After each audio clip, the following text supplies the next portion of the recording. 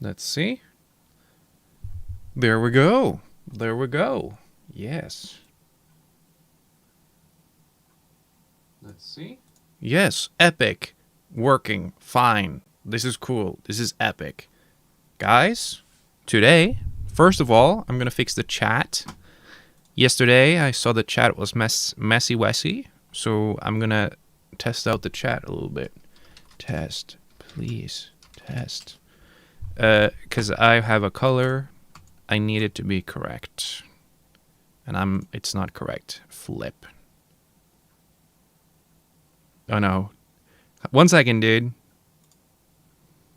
Why is it not working? Now it's working. What the heck? What the flip? Was that all I had to do? Oh! Wait, no way. Oh! Oh! Everything makes a lot of sense now. All of a sudden. Now it looks good. It's a little bit too green. Hold on. I'm autistic. I apologize. I have flipping autism! I've got autism! There we go. I like that color. Yeah. Hi, evil pewds. Hello! Today, and surprisingly, we're gonna read a great chapter from Twilight. It is from the newest book. Also, check out this bookmark, bros. Epic. Yes. Got it at the vet. The coolest bookmark in the world. Yes, yes, yes. It's a little kitty. And the back of the hat. It's so good. It's so cool, dude. Yeah. Anyway, this is the newest book. It's called Midnight Sun. It is from Edward's perspective. And it is psychotic. It is like the weirdest book you've ever even heard of, dude. I'm gonna read the first chapter, and that's the only chapter from this book I'm gonna read ever, because the other chapters are very autistic. It's like mega, ultra, giga autistic. Edward is a man. It's a vampire who does suffer from Asperger's. He goes into a lot of detail. So this is his perspective on the first Twilight book. This is Bella's perspective. So as you can tell, the amount of details Edward will come with, and the amount of solemn kind of thinking he comes with, there's a lot of it. It's like, oh, I don't know if I can do this. It's like that times 1,000. Bella's perspective is very cute. Edward's perspective is very autistic. It's very scary. The first chapter is the scariest, and that's why I'm going to read it. And just to spoil it, just to pique you guys' interest, it is the chapter where Edward meticulously plans how to murder a full class, a full classroom full of children. And it is amazing. It is flipping heckin' amazing, guys. Yes, it is iconic. It is totally iconic. Very cool. Vampirism gave him autism. It gives everyone autism, apparently. It's like, once you're a vampire, your mind just works like a computer. And you never forget anything. You never forget anything. It's like hell, dude. Okay. So I'm just going to start. This book is dedicated to all the readers who have been such a happy part of my life for the last 15 years. When we first met, many of you were young teenagers with bright, beautiful eyes, full of dreams for the future. I hope that in the years that have passed, you've all found your dreams and that the reality of them was even better than you'd hoped. It's so cute. This is the very beginning, like the entree. And it is kind of weird that you would put that in the book, and then the first chapter is like, let's kill all the children. Let's kill everyone in this classroom. Also, notice the font used in this book for all the chapters. Notice, this is autism. This is epic. All of them are gray. Gray capital letters. Like you probably can't see it really well, but it's all of them are like this. It never changes. I was hoping like it was gonna change to be more like Bella's titles and shit. Hold on, let's open up and see.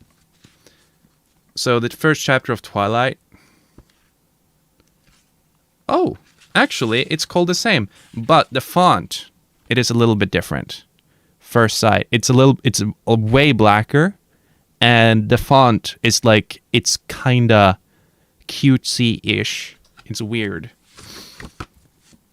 All right, I have some tea here too.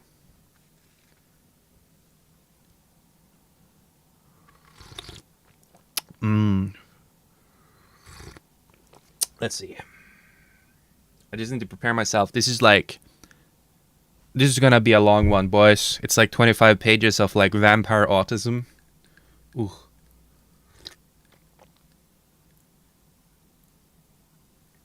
Oh.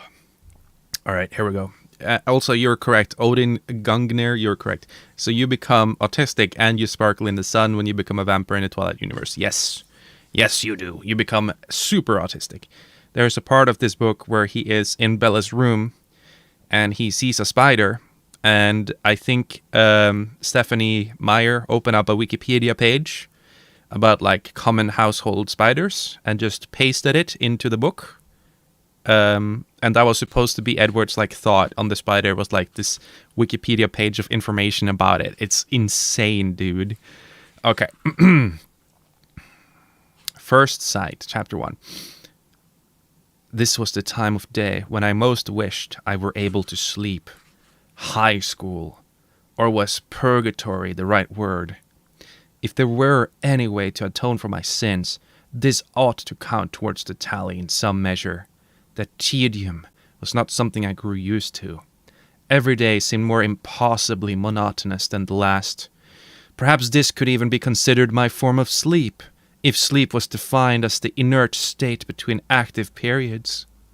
I stared at the cracks running through the plaster in the far corner of the cafeteria, imagining patterns into them that were not there.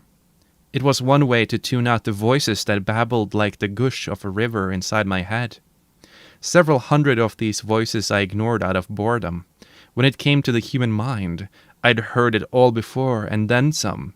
Today, all thoughts were consumed with the trivial drama of a new addition to the small student body. It took so little to work them up. I'd seen the new face repeated in thought after thought from every angle. Just an ordinary human girl. The excitement over her arrival was tiresomely predictable. It was the same reaction as one would get from flashing a shiny object at a group of toddlers. Half the sheep-like males were already imagining themselves infatuated with her, just because she was something new to look at. I tried harder to tune them out. Only 4 voices did I block out of courtesy rather than distaste. My family, my 2 brothers and 2 sisters, who were so used to the lack of privacy in my presence that they rarely worried about it. I gave them what I could. I tried not to listen if I could help it. Try as I may, still, I knew. Rosalie was thinking, as usual, about herself. Her mind was a stagnant pool with few surprises. She'd caught sight of her profile in the reflection of someone's glasses, and she was mulling over her own perfection. No one else's hair was closer to true gold. No one else's shape was quite so perfectly an hourglass. No one else's face was such a flawless, symmetrical oval. She didn't compare herself to the humans here. That juxtaposition would have been laughable, absurd. I mean, did Mr. E write this book, or what, guys? You know what I mean, guys? She thought of others like us, none of them her equal. Emmett's usually carefree expression was crumpled with frustration. Even now, he ran one enormous hand throughout his ebony curls, twisting the hair into his fist, still fuming over the wrestling match he had lost to Jasper during the night. It would take all his limited patience to make it to the end of the school day to orchestrate a rematch. Hearing Emmett's thoughts never felt intrusive, because he never thought one thing that he would not say aloud or put into action. Perhaps I only felt guilty reading the others' mind, because I knew there were things inside that they wouldn't want me to know. If Rosalie's mind was a stagnant pool, then Emmett's was a lake with no shadows, glass clear. And Jasper was suffering. I suppressed a sigh. Edward. Alice called my name in her head and had my attention at once. It was just the same as having my name called out loud. I was glad my given name had fallen out of style in the last few decades. It had been annoying in the past. Any time anyone thought of any Edward, my head would turn automatically. My head didn't turn now. Alice and I were good at these private conversations. It was rare that anyone caught us. I kept my eyes on the lines in the plaster. "How is he holding up?" she asked me. I frowned, just a small change in the set of my mouth, nothing that would tip the others off. I could easily be frowning out of boredom. Jasper had been still for too long. He wasn't performing human tricks the way we all must, constantly in motion so as not to stand out, like Emmett pulling at his hair, Rosalie crossing her legs, first one way then the next, Alice tapping her toes against the linoleum, or me moving my head to stare at the different patterns in the wall. Jasper looked paralyzed, his lean form ramrod straight. Even his honey hair seemed not to react to the air wafting from the vents. Alice's mental tone was alarmed now, and I saw in her mind that she was watching Jasper in her peripheral vision. Is there any danger? She searched ahead into the immediate future, skimming through visions of monotony for the source behind my frown. Even as she did so, she remembered to tuck one tiny fist under her sharp chin and blink regularly. She brushed a tuft of her short, jagged black hair out of her eyes. I turned my head slowly to the left, as if looking at the bricks of the wall, sighed, and then turned to the right, back to the cracks in the ceiling. The others would assume I was playing human. Only Alice knew I was shaking my head. She relaxed, let me know if it gets too bad. I moved only my eyes, up to the ceiling above, and back down. Thanks for doing this. I was glad I couldn't answer her aloud. What would I say? My pleasure? It was hardly that. I didn't enjoy turning into Jasper's struggles. Was it really necessary to experiment this way? Wouldn't the safer path be to just admit that he might never be able to handle his thirst as well as the rest of us could, and not push his limits? Why flirt with disaster?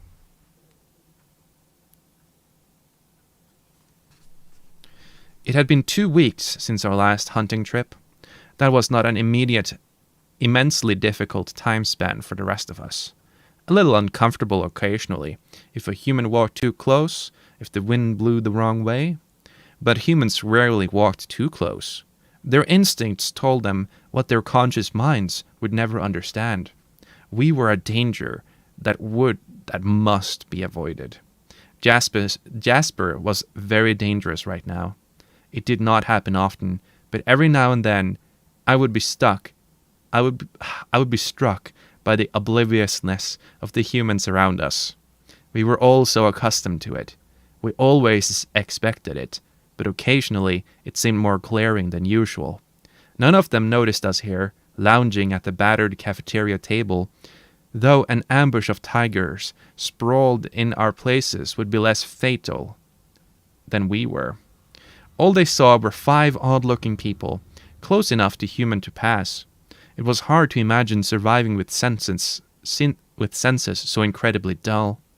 At that moment, a small girl paused at the end of the closest table to ours, stopping to talk to a friend. She tossed her short, sandy hair, combing her fingers through it. The heaters blew her scent in our direction. I was used to the way that scent made me feel, the dry ache in my throat, the hollow yearn in my stomach, the automatic tightening of my muscles, the excess flow of venom in my mouth. This was all quite normal, usually easy to ignore. It was harder just now, with the reaction stronger, doubled, as I monitored Jasper. Jasper was letting his imagination get away from him. He was picturing it.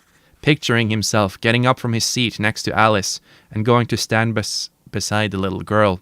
Thinking of leaning down and in as if he were going to whisper in her ear and letting his lips touch the arch of her throat. Imagining how the hot flow of her pulse beneath the weak barrier of her skin would feel under his mouth. I kicked his chair. He met my gaze, his black eyes resentful for a second, and then looked down. I could hear shame and rebellion war in his head. "Sorry," Jasper muttered. I shrugged. "You weren't going to do anything," Alice murmured to him, soothing his mortification. I could see that. I fought back the frown that would give her lie away. We had to stick together, Alice and I. It wasn't easy, being the freaks amongst those who were already freaks. We protected each other's secrets. "It helps a little if you think of them as people," Alice suggested, her high musical tone racing too fast for human ears to understand. If any had been close enough to hear, her name is Whitney. She has a baby sister she adores. Her mother invited Esme to that garden party. Do you remember? "I know who she is," Jasper said curtly. He turned away to stare out one of the small windows that were spaced just under the eaves around the long room. His tone ended the conversation. We would have to hunt tonight. It was ridiculous to take risks like this, trying to test his strength.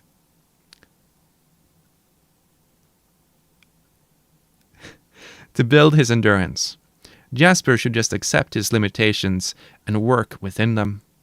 Alice sighed silently and stood, taking her tray of food, her prop as it were, with her and leaving him alone. She knew when he'd had enough of her encouragement.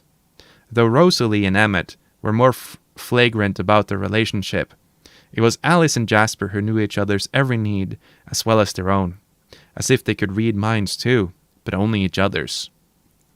Edward. Reflex reaction.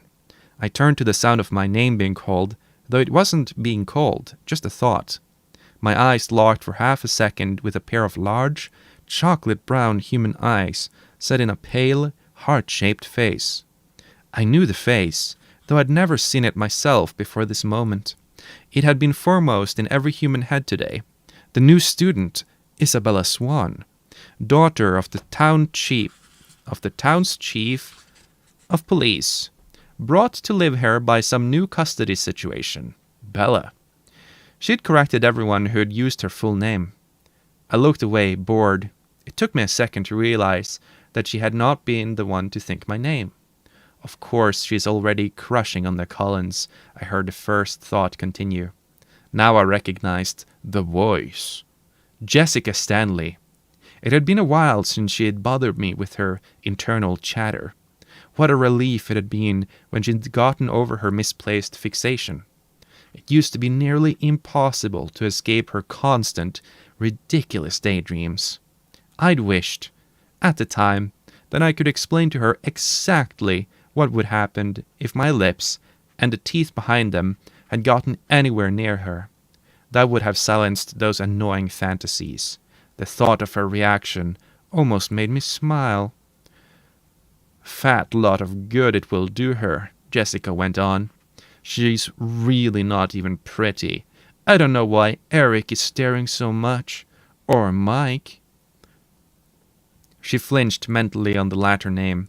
Her new obsession, the generically popular Mike Newton, was completely oblivious to her. Apparently, he was not as oblivious to the new girl. Another child reaching for the shiny object. This put a mean edge to Jessica's thoughts, though she was outwardly cordial to the newcomer as she explained to her the commonly held knowledge about my family. The new student must have asked about us. "Everyone's looking at me today, too," Jessica thought smugly. "Isn't it lucky Bella has 2 classes with me? I'll bet Mike will want to ask me what she's." I tried to block the inane chatter out of my head before the petty and the trivial could drive me mad. Jessica Stanley's giving the new Swan girl All the dirty laundry on the Collins clan, I murmured to Emmett as a distraction. He chuckled under his breath. I hope she's making it good, he thought. Rather unimaginative, actually. Just the barest hint of scandal. Now, not an ounce of horror. I'm a little disappointed. And the new girl? Is she disappointed in the gossip as well? I listened to hear what this new girl, Bella, thought of Jessica's story. What did she see when she looked at the strange, chalky-skinned family that was universally avoided? It was my responsibility to know her reaction. I acted as a lookout, for lack of a better word, for my family, to protect us. If anyone ever grew suspicious, I could give us early warning and easy retreat. It happened occasionally. Some human with an active imagination would see us in the characters of a book or a movie. Usually they got it wrong, but it was better to move on somewhere new than to risk scrutiny. Rarely, extremely rarely, someone would guess right. We didn't give them a chance to test their hypothesis. We simply disappeared to become no more than a frightening memory. That hadn't happened for decades. I heard nothing, though I listened close beside where Jessica's frivolous internal monologue continued to gush.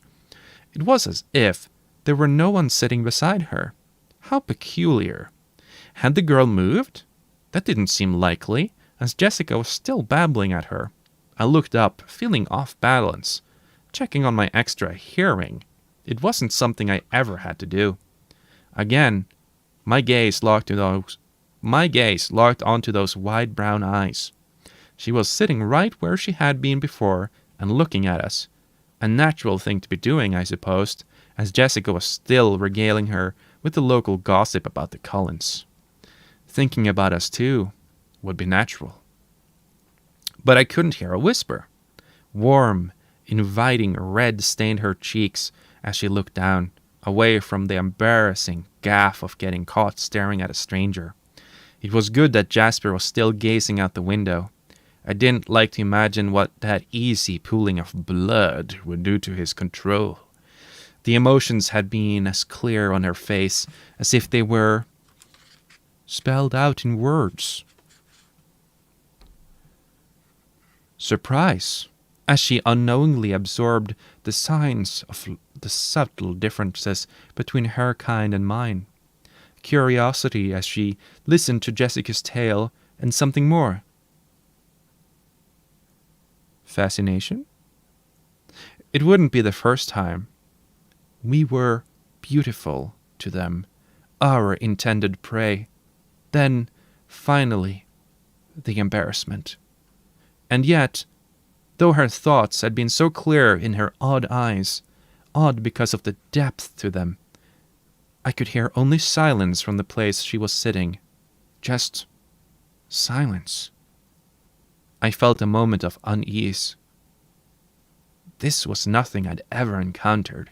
Was there something wrong with me? I felt exactly the same as I always did. Worried. I listened harder. All the voices I'd been blocking were suddenly shouting in my head. Wonder what music she likes. Maybe I should mention my new CD. Mike Newton was thinking. 2 tables away, focused on Bella Swan. Look at him staring at her. Isn't it enough that he has half the girls in school waiting for him to? Eric Yorkie's thoughts were caustic and also revolving around the girl. So disgusting. You'd think she was famous or something. Even Edward Cullen staring. Lauren Mallory was so jealous that her face, by all rights, should be dark jade in color. And Jessica flaunting her new best friend. What a joke. Vitriol continued to spew from the girl's thoughts. I bet everyone has asked her that, but I'd like to talk to her. What's something more original? Ashley Dowling mused. Maybe she'll be in my Spanish, June Richardson hoped. Tons left to do tonight. Trig and the English test? I hope my mom... Angela Weber, a quiet girl whose thoughts were unusually kind, was the only one at the table who who wasn't obsessed with this Bella? I could hear them all, hear every insignificant thing they were thinking as it passed through their minds, but nothing at all from the new student with the deceptively communicative eyes. And of course, I could hear what the girl said when she spoke to Jessica. I didn't have to read minds to be able to hear her low, clear voice on the far side of the long room. "Which one is the boy with the reddish-brown hair?" I heard her ask, sneaking another look at me from the corner of her eye, only to glance quickly away when she saw that I was still staring. If I'd had the time to hope that hearing the sound of her voice would help me pinpoint the tone of her thoughts, I was instantly disappointed. Usually, people's thoughts came to them in a similar pitch to their physical voices, but this quiet, shy voice was unfamiliar. Not one of the hundreds of thoughts bouncing around the room, I was sure of that, entirely new. "Oh, good luck, idiot," Jessica thought before answering the girl's questions. "That's Edward. He's gorgeous, of course, but don't waste your time. He doesn't date. Apparently none of the girls here are good-looking enough for him." She snorted quietly. I turned my head away to hide my smile. Jessica and her classmates had no idea how lucky they were that none of them particularly appealed to me. Beneath the transient humor, I felt a strange impulse, one I did not clearly understand. It had something to do with the vicious edge to Jessica's thoughts that the new girl was unaware of. I felt the strangest urge to step in between them, to shield Bella Swan from the darker workings of Jessica's mind. What an odd thing to feel. Trying to ferret out the motivations behind the impulse, I examined the new girl one more time, through Jessica's eyes now. My staring had attracted too much attention. Perhaps it was just some long-buried protective instinct, the strong for the weak. Somehow, this girl looked more fragile than her new classmates. Her skin was so translucent, it was hard to believe it offered her much defense from the outside world. I could see the rhythmic pulse of blood through her veins under that clear, pale membrane. But I should not concentrate on that. I was good at this life I had chosen, but I was just as thirsty as Jasper, and there was no point in inviting temptation.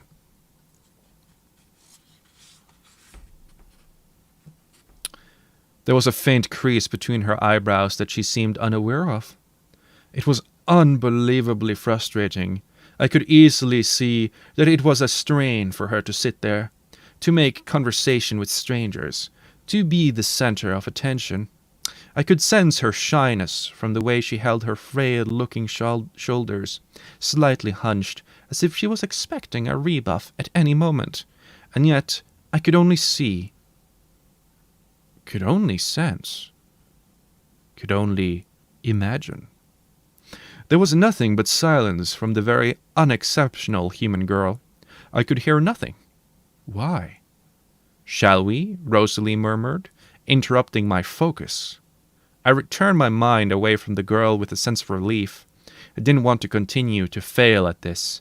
Failure was a rare thing for me, and even more irritating than it was uncommon. I didn't want to develop any interest in her hidden thoughts, simply because they were hidden.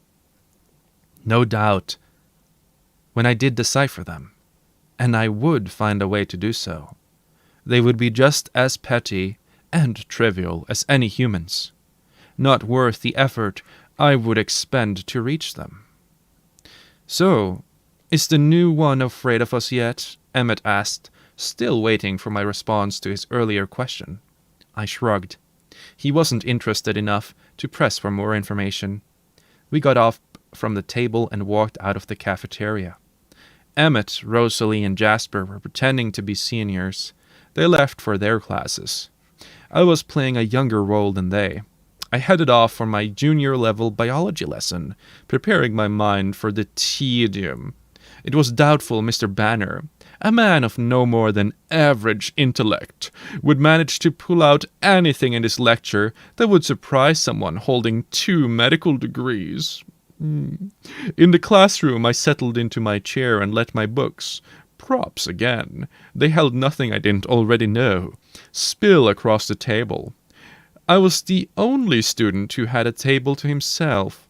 The humans weren't smart enough to know that they feared me, but their innate survival instincts were enough to keep them away. The room slowly filled as they trickled in from lunch. I leaned back in my chair and waited for the time to pass. Again, I wished I were able to sleep. Because I'd been thinking about the new girl, when Angela Weber escorted her through the door, her name intruded on my attention. Bella seems just as shy as me. I'll bet today...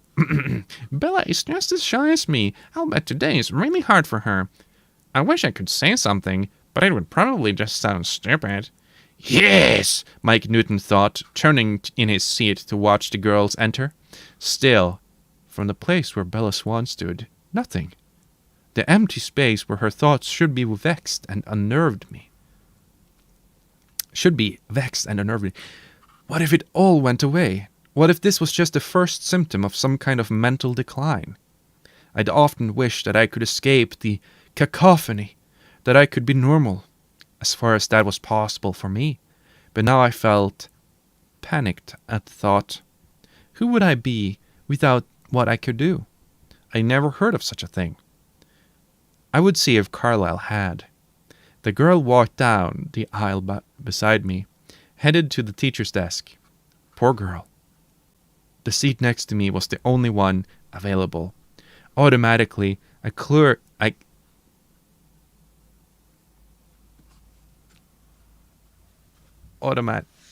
my cat's here.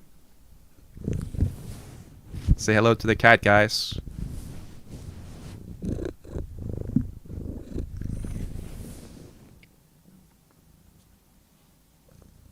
Söt inte mig.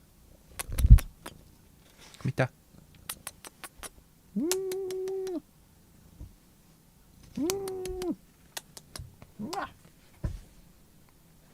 Ow.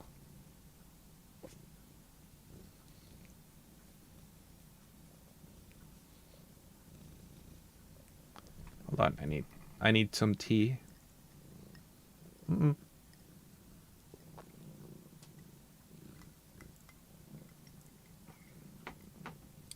Jeez. Mia, eat it. Look, she grabs from my hand. It's crazy. I need tea. Stop.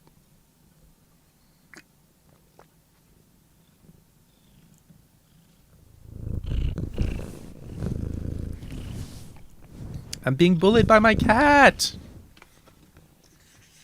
Slut. Okay, bara sätt dig, okay?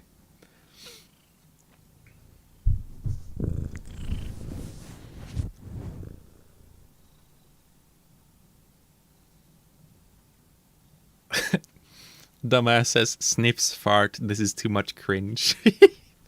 Well, you invite it, my friend. Oh, yes. Alright. Dude,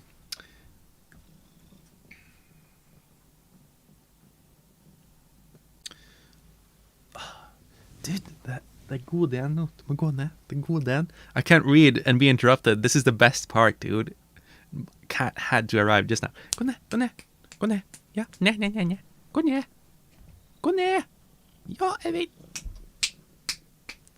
Gå ner, Mia. Kom igen. Gå ner. Sonja. All right, let's continue.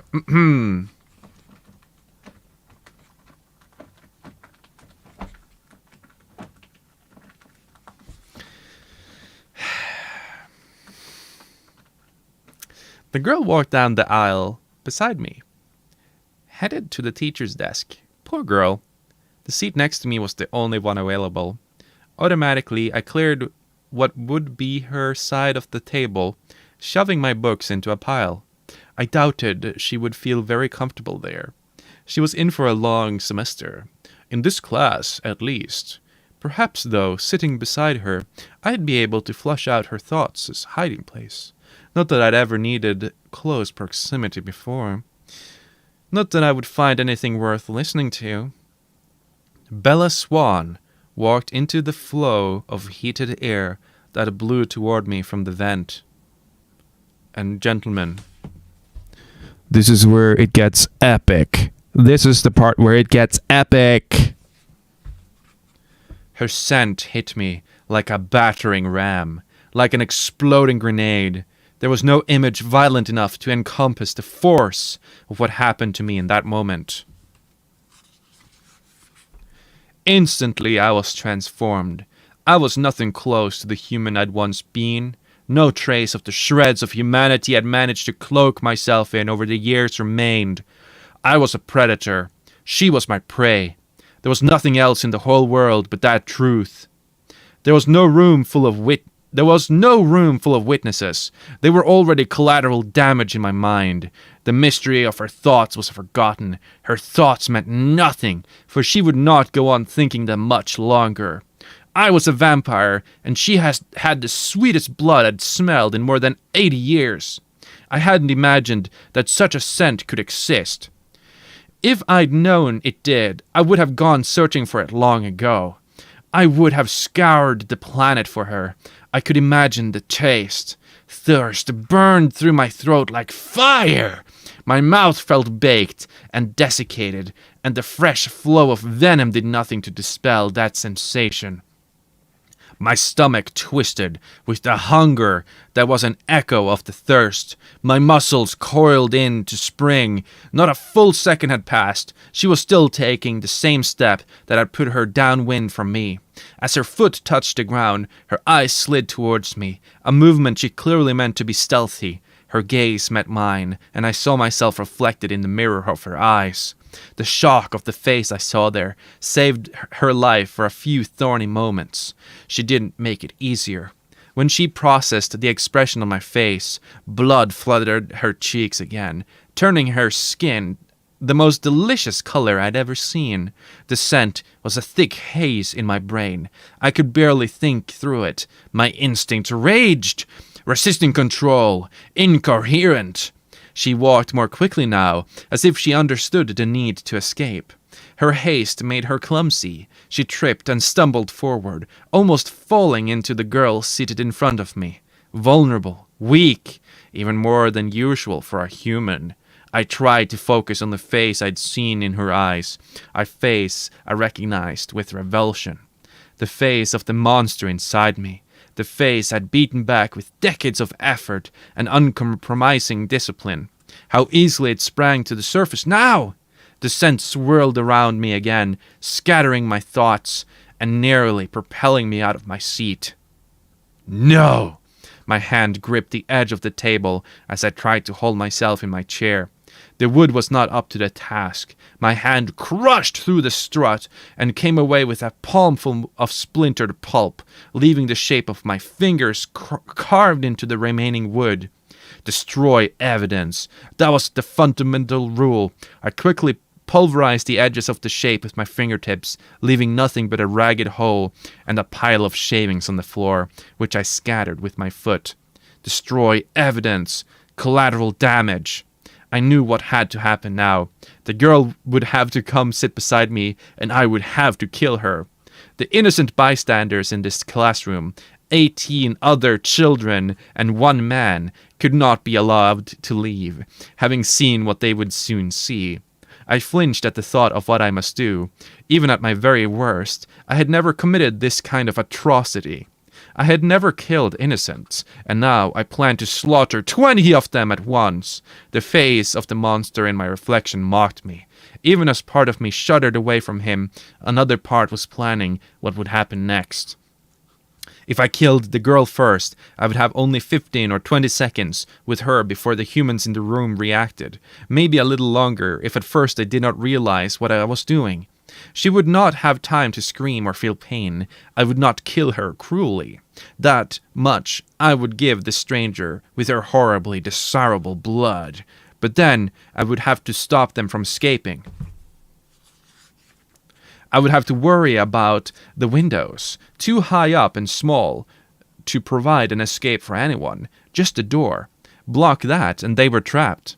It would be slower and more difficult, trying to take them all down when they were panicked and scrambling, moving in chaos. Not impossible, but there would be much more noise. Time for lots of screaming. Someone would hear, and I'd be forced to kill even more innocents in this black hour. And her blood would cool while I murdered the others. The scent punished me, closing my throat with the dry aching. So the witnesses first, then. I mapped it out in my head. I was in the middle of the room, the row farthest from the front. I would take my right side first. I could snap 4 or 5 of their necks per second, I estimated. It would not be noisy. The right side would be the lucky side. They would not see me coming. Moving around the front and back down the left side, it would take me, at most, 5 seconds to end every life in this room. Long enough for Bella Swan to see, briefly, what was coming for her. Long enough for her to feel fear. Long enough, maybe, if shock didn't freeze her in place, for her to work up a scream. One soft scream that would not bring anyone running. I took a deep breath, and the scent was a fire that raced through my dry veins, burning out from my chest to consume every better impulse that I was capable of. She was just turning now. In a few seconds, she would sit down inches away from me. The monster in my head exulted. Someone slammed shut a folder on my left. I didn't look up to see which of the doomed humans it was, but the motion sent a wave of ordinary, unscented air wafting across my face. For one short second, I was able to think clearly. In that precious instant, I saw 2 faces in my head, side by side. One was mine, or rather had been, the red-eyed monster that had killed so many people that I'd stopped counting. Rationalized, justified murders. I had been a killer of killers, a killer of other, less powerful monsters. It was a god complex. I acknowledged that, deciding who deserved a death sentence. It was a compromise with myself. I had fed on human blood, but only the loosest definition.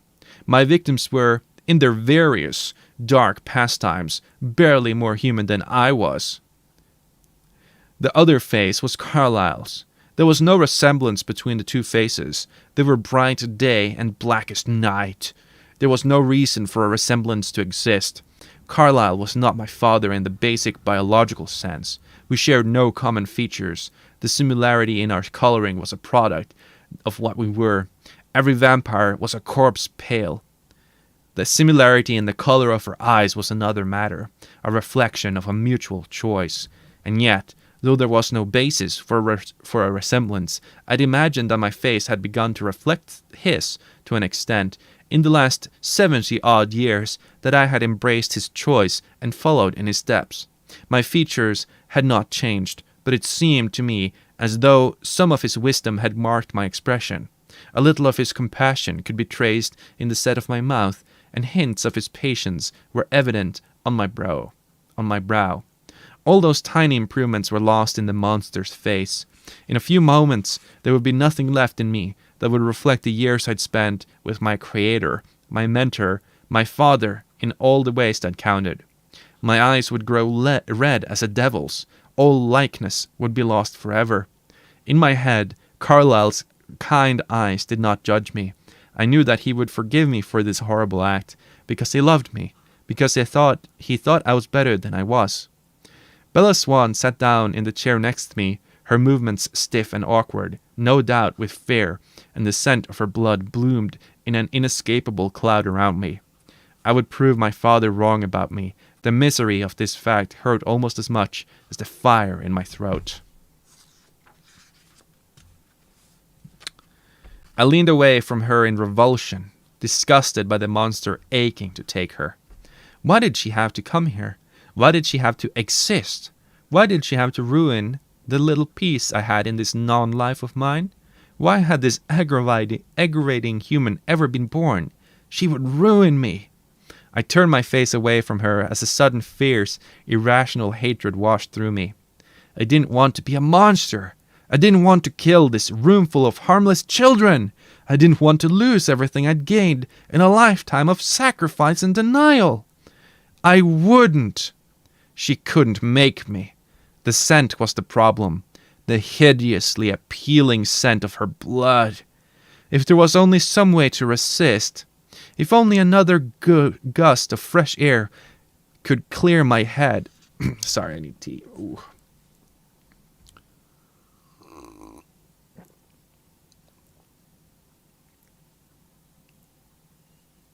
Oh, that's good. Oh, fuck. Bella Swan took out her long, thick mahogany hair in my direction. Was she insane? No. There was no helpful breeze, but I didn't have to breathe. I stopped the flow of air through my lungs. The relief was instantaneous, but incomplete. I still had the memory of the scent in my head, the taste of it on the back of my tongue. I wouldn't be able to resist even that for long. Every life in this room was in danger, while she and I were in it together. I should run. I wanted to run, to get away from the heat of her next to me, and the punishing pain of the burning. But I wasn't 100% sure that if I unlocked my muscles to move, even just to stand, I wouldn't lash out and commit the slaughter I'd already planned. But perhaps I could resist for an hour. Would 1 hour be enough time to gain control to move without striking? I doubted, then forced myself to commit. I would make it enough. Just enough time to get out of this room full of victims. Victims that perhaps didn't have to be victims. If I could resist for 1 short hour. It was an uncomfortable feeling, not breathing. My body did not need oxygen, but it went against my instincts. I relied on scent more than my other senses in times of stress. It led the way in the hunt. It was the first warning in case of danger. I did not often come across something as dangerous as I was, but self-preservation was just as strong in my kind as it was in the average human. Uncomfortable, but manageable. More bearable than smelling her and not sinking my teeth through that fine, thin, see-through skin to the hot, wet, pulsing. An hour! Just 1 hour! I must not think of the scent, the taste. The silent girl kept her hair between us, leaning forward so that it spilled across her folder. I couldn't see her face to try to read the emotions in her clear, deep eyes. Was she trying to hide those eyes from me? Out of fear? Shyness? To keep her secrets? My former irritation at being stymied by her soundless thoughts was weak and pale in comparison to the need and the hate that possessed me now. For I hated this frail girl beside me, hated her with all the fervor with which I clung to my former self, my love of my family, my dreams of being something better than I was. Hating her, hating how she made me feel, it helped a little. Yes, hating the irritation I'd felt before was weak, but it too helped a little. I clung to any thought that distracted me from imagining what she would taste like. Hate and irritation, impatience. Would the hour never pass? And when the hour ended, she would walk out of this room, and I would do what? If I could control the monster, make him see that the delay would be worth it, I could introduce myself. Hello, my name is Edward Cullen. May I walk you to your next class? She would say yes. It would be the polite thing to do. Even already fearing me, as I was sure she did, she would follow convention and walk beside me. It would be easy enough to lead her in the wrong direction. A spur of the forest reached out like a finger to touch the back corner of the parking lot. I could tell her that I'd forgotten a book in my car. Would anyone notice that I was the last person she'd been seen with? It was raining as usual. 2 dark raincoats heading in the wrong direction wouldn't pique too much interest or give me away. Except that I was not the only student who was aware of her today, though no one was as blisteringly aware as I. Mike Newton in particular was conscious of every shift in her weight as she fidgeted in her chair. She was uncomfortable, so close to me, but as anyone would be, just as I'd expected before her scent had destroyed all charitable concern. Mike Newton would notice if she left the classroom with me. If I could last an hour, could I last 2? I flinched at the pain of the burning. She would go home to an empty house, Police Chief Swan worked an 8-hour day. I knew his house as I knew every house in the tiny town. His home was nestled right up against thick woods, with no close neighbors. Even had she the time to scream, which she would not, there would be no one to hear. That would be the responsible way to deal with this. I'd gone more than 7 decades without human blood. If I'd held my breath, I could last 2 hours. And when I had her alone, there would be no chance of anyone else getting hurt, and no reason to rush through the experience, the monster in my head agreed. It was sophistry to think that by saving the 19 humans in this room with effort and patience, I would be less of a monster when I killed this innocent girl. Though I hated her, I was absolutely aware that my hatred was unjust. I knew that what I really hated was myself, and I would hate us both so much more when she was dead. I made it through the hour in this way, imagining the best ways to kill her. I tried to avoid imagining the actual act. That might be too much for me, so I planned strategy and nothing more. Once, towards the very end, she peeked up at me through the fluid wall of her hair. I could feel the unjustified hatred burning out of me as I met her gaze, see the reflection of it in her frightened eyes. Blood painted her cheek before she could hide in her hair again, and I was nearly undone. But the bell rang, and we, how cliché, were saved. She from death, I, for just a short time, from being the nightmarish creature I feared and loathed. Now I had to move. Even focusing all my attention on the simplest of actions, I couldn't walk as slowly as I should. I darted from the room. If anyone had been looking, they might have suspected that there was something not right about my accent. No one was paying attention to me. All thoughts still swirled around the girl who was condemned to die in little more than an hour's time. I hid in my car. I didn't like to think of myself as having to hide. How cowardly that sounded. But I didn't have enough discipline left to be around humans now. Focusing so much of my efforts on not killing one of them left me no resources to resist the others. What a waste that would be. If I were to give in to the monster, I might as well make it worth the defeat. I played a CD that usually calmed me, but it did little for me now. No, what helped most was the cool, wet air that drifted with the light rain through my open windows, though I could remember the scent of Bella Swan's blood with perfect clarity. Inhaling this clean air was like washing out the inside of my body from its infection. I was sane again, I could think again, and I could fight again. I could fight what I didn't want to be. I didn't have to go to her home. I didn't have to kill her. Obviously, I was a rational thinking creature, and I had a choice. There was always a choice. It hadn't felt that way in the classroom, but I was away from her now.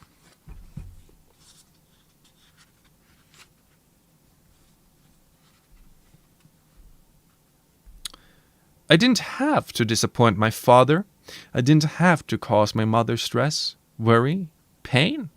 Yes, it would hurt my adopted mother too, and she was so gentle, so tender and loving. Causing someone like Esme pain was truly inexcusable. Perhaps if I avoided this girl very, very carefully, there was no need for my life to change. I had things ordered the way I liked them. Why should I let some aggravating and delicious nobody ruin that? How ironic that I wanted to protect this human girl from the paltry, toothless threat of Jessica Stanley's snide thoughts. I was the last person who would ever stand as a protector for Isabella Swan. She would never need protection from anything more than she needed it from me. Where was Alice? I suddenly wondered. Hadn't she seen me killing the Swan girl in a multitude of ways? Why hadn't she come to my aid, to stop me or help me clean up the evidence? Whichever. Was she so absorbed with watching for trouble with Jasper that she'd missed this much more horrific possibility? Or was I stronger than I thought? Would I really not have done anything to the girl? No, I knew that wasn't true. Alice must be concentrating very hard on Jasper. I searched in the direction I knew my sister would be, in the small building used for English classes. It did not take me long to locate her familiar voice, and I was right. Her every thought turned to Jasper, watching his small choices with minute scrutiny. I wished I could ask her advice, but at the same time, I was glad she didn't know what I was capable of. I felt a new burn through my body, the burn of shame. I didn't want any of them to know. If I could avoid Bella Swan, if I could manage not to kill her. Even as I thought that, the monster writhed and gnashed his teeth in frustration. Then no one would have to know. If I could keep away from her scent, there was no reason I shouldn't try at least. Mike was a good choice. Try to be what Carlyle thought I was. Make a good choice. Try to be what Carlyle thought I was. The last hour of school was almost over. I decided to put my new plan into action at once. Better than sitting here in the parking lot, where she might pass me and ruin my attempt. Again, I felt the unjust hatred for the girl. I walked swiftly, a little too swiftly, but there were no witnesses, across the tiny campus to the office. It was empty except for the receptionist, who didn't notice my silent entrance. Mrs. Cope? The woman with the unnaturally red hair looked up and startled. It always caught them off guard, the little markers they didn't understand, no matter how many times they'd seen one of us before. Oh, she gasped, a little flustered. She smoothed her shirt. Silly, she thought to herself. He's almost young enough to be my son. Hello, Edward. What can I do for you? Her eyelashes fluttered behind her thick glasses. Uncomfortable, but I knew how to be charming when I wanted to be. It was easy, since I was able to know instantly how any tone or gesture was taken. I leaned forward, meeting her gaze as if I were staring deep into her flat brown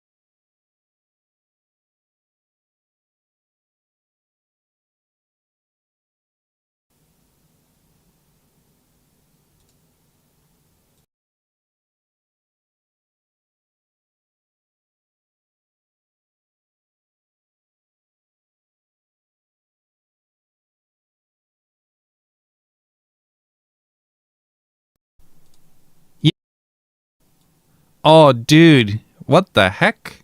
We're back. Dude, that was fuck. Voice meter, dude. What a glitch. Yeah. Jeez. Okay, so does anyone remember where we were? Does anyone remember how far back we were? Man, I hate that. That is like the worst thing that could happen. Okay, can you still hear me? Yeah, you should. But I have two. And voice meter, where are you? Yeah. All right. Is it roboting? Hello. Hello. Hello. No, it's okay. Her eyelashes fluttered. Thank you. Yes. Her eyelashes fluttered. Oh, dude. All right.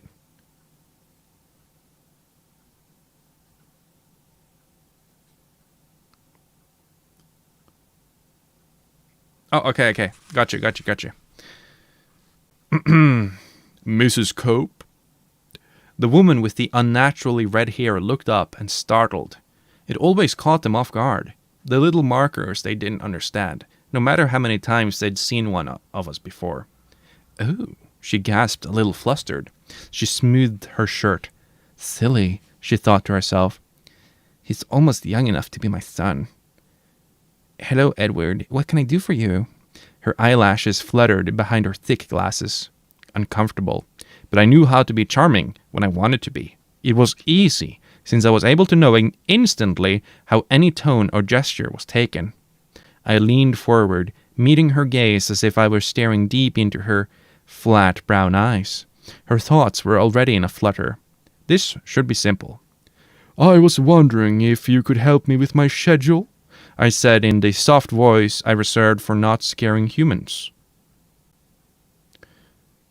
I heard the tempo of her heart increase. Of course, Edward. How can I help? Too young, she chanted to herself. Wrong, of course. I was older than her grandfather. I was wondering if I could move from my biology class to a senior level science. Physics, perhaps? Is there a problem with Mr. Banner, Edward? Not at all. It's just that I've already studied this material.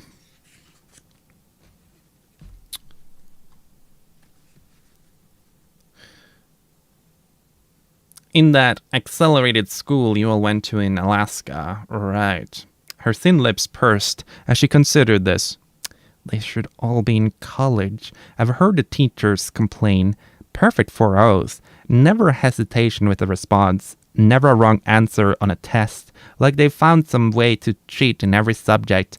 Mr. Warner would want to believe that anyone was cheating in trig, then think a student was smarter than him. I'll bet their mother tutors them. Actually, Edward, physics is pretty much full right now. Mr. Banner hates to have more than 25 students in class. I wouldn't be any trouble. Of course not a perfect Cullen. I know that, Edward, but there just aren't enough seats as it is. Could I drop the class then? I could use the period for independent study. Drop biology? Her mouth fell open. That's crazy. How hard is it to sit through a subject you already know? There must be a problem with Mr. Banner. You won't have enough credits to graduate. I'll catch up next year. Maybe you should talk to your parents about that. The door opened behind me, but whoever it was did not think of me, so I ignored the arrival and concentrated on Mrs. Cope. I leaned slightly closer and stared as if I was gazing more deeply into her eyes. This would work better if they were gold today instead of black. The blackness frightened people, as it should. My miscalculation affected the woman. She flinched back, confused by her conflicting instincts. Please, Mrs. Cope, I murmured, my voice as soft and compelling as it could be, and her momentary aversion eased. Isn't there some other section I could switch to? I'm sure there has to be an open slot somewhere. 6th hour biology can't be the only option. I smiled at her, careful not to flash my teeth so widely that it would scare her again, letting the expression soften my face. Her heart drummed faster. Too young, she reminded herself frantically. Well, maybe I could talk to Bob. Mr. Banner. I could see if... A second was all it took to change everything. The atmosphere in the room, my mission here, the reason I leaned towards the red-haired woman. What had been for one purpose was now for another. A second was all it took for Samantha Wells to enter the room. Place a signed tardy slip in the basket by the door and hurry out again. In a rush to be away from school.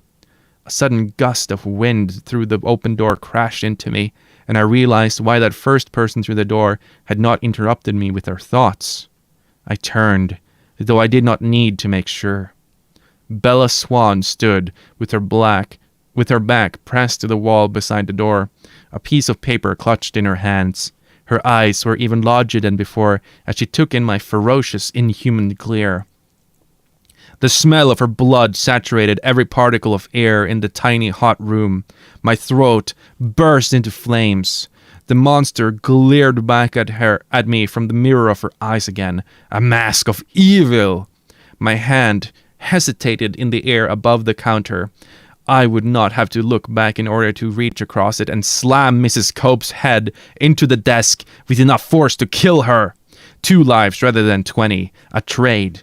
The monster waited anxiously, hungrily for me to do it. But there was always a choice. There had to be. I cut off the motion of my lungs and fixed Carlyle's face in front of my eyes. I turned back to face Mrs. Cope and heard her internal surprise at the change in my expression. She shrank away from me, but her fear did not form into coherent words. Using all the control I'd mastered in my decades of self-denial, I made my voice even and smooth. There was just enough air left in my lungs to speak once more, rushing through the words. Never mind, then. I can see that it is impossible. Thank you so much for your help.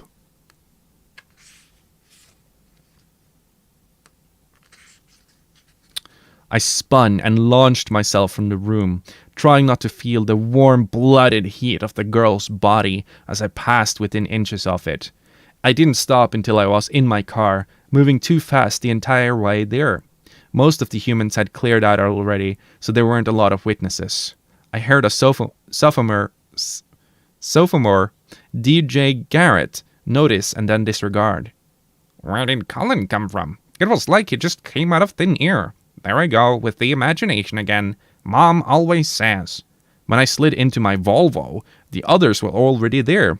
I tried to control my breathing, but I was gasping at the fresh air as if I'd been suffocated. Edward? Alice asked, alarm in her voice. I just shook my head at her. What the hell happened to you? Emmett demanded, distracted for the moment from the fact that Jasper was not in the mood for his rematch. Instead of answering, I threw the car into reverse. I had to get out of this lot before Bella Swan could follow me here too. My own personal demon tormenting me. I swung the car around and accelerated. I hit 40 before I was out of the parking lot. On the road, I hit 70 before I made the corner. Without looking, I knew that Emmett, Rosalie, and Jasper had all turned to stare at Alice. She shrugged. Me. She couldn't see what had passed, only what was coming. She looked ahead from me now. We both processed what she saw in her head, and we were both surprised. You're leaving? She whispered. The others stared at me now. Am I? I snarled through my teeth. She saw it then, as my resolve wavered, and another choice spun in my future in a darker direction. Oh. Bella Swan dead, my eyes glowing crimson with fresh blood, the search that would follow. The careful time we would wait before it was safe for us to pull out of Forks and start again. Oh, she said again. The picture grew more specific. I saw the inside of Chief Swan's house for the first time, saw Bella in a small kitchen with yellow cupboards, her back to me as I stalked from Stalked her from the shadows. Let her scent pull me towards her. Oh. Thanks for the 5 buckaroos for our smile. Thanks, dude. Epic.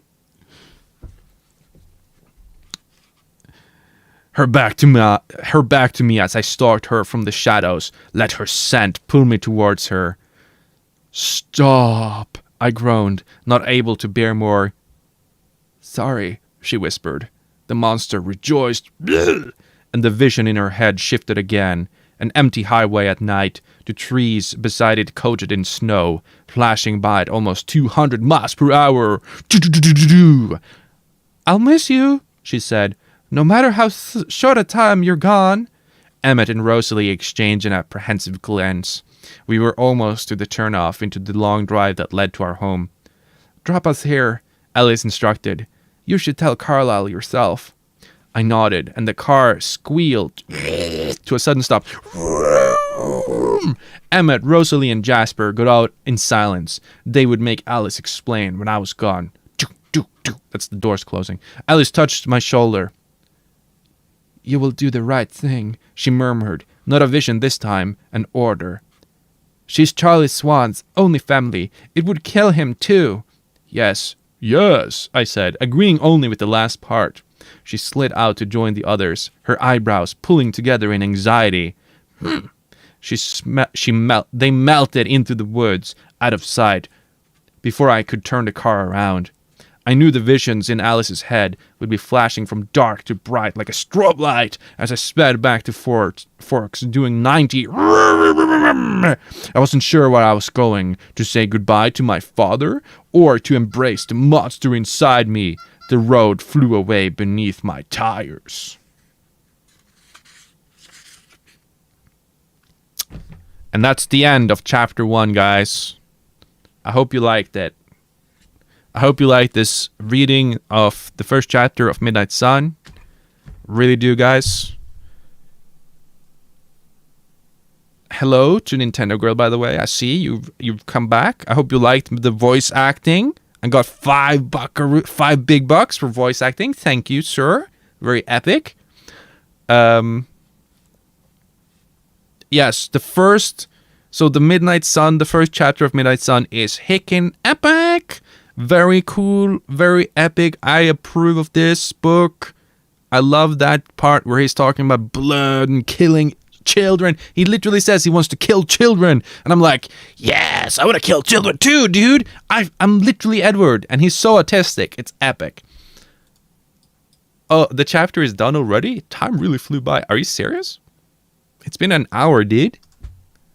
All right. I loved it, and I love your bookmark. Thank you. Yes. All right, guys. See you later. Mwah.